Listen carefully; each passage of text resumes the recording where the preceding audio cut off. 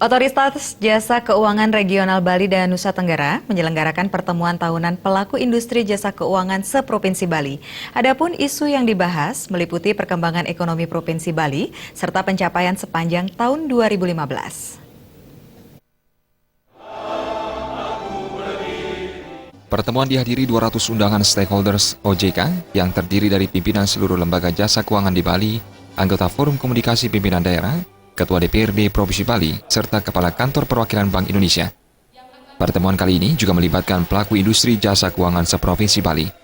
Kepala Otoritas Jasa Keuangan Regional Bali dan Nusa Tenggara, Zulmi, menyatakan sektor jasa keuangan selama tahun 2015 tumbuh signifikan dengan berbagai indikator kinerja, seperti nilai total aset meningkat sebesar 9,48% menjadi 104,35 triliun rupiah di akhir tahun 2015. Fungsi intermediasi perbankan juga berkembang dengan rasio loan to deposit ratio meningkat dari 81,14% pada akhir tahun 2014 menjadi 86,21% di akhir tahun 2015. Zulmi juga menegaskan jumlah kredit yang disalurkan ke berbagai sektor usaha meningkat 10,58% dari akhir tahun 2014 menjadi 71,14 triliun di akhir tahun 2015. Diharapkan ke depannya perekonomian Bali semakin meningkat dengan adanya berbagai sektor penunjang pariwisata. Kita baru punya data sampai dengan Desember, ya, di mana 1 tahun terakhir ini perbankan di Bali kondisinya berkembang dengan baik secara positif. Ya. Kalau perkembangan secara total aset itu sekitar 9,5%, kemudian dari kreditnya juga mencapai 10,8%. Itu peningkatan yang cukup signifikan untuk kondisi seperti sekarang ini.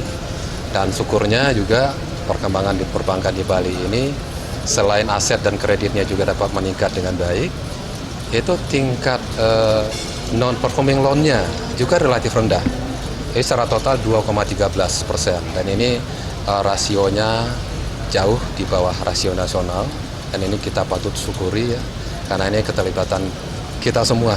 Tahun 2016 rata-rata tingkat pertumbuhan yang ditargetkan itu sekitar 13-14%. Ya, yaitu rata-rata untuk kredit. Ya. Ya, aset ya sekitar segitu juga.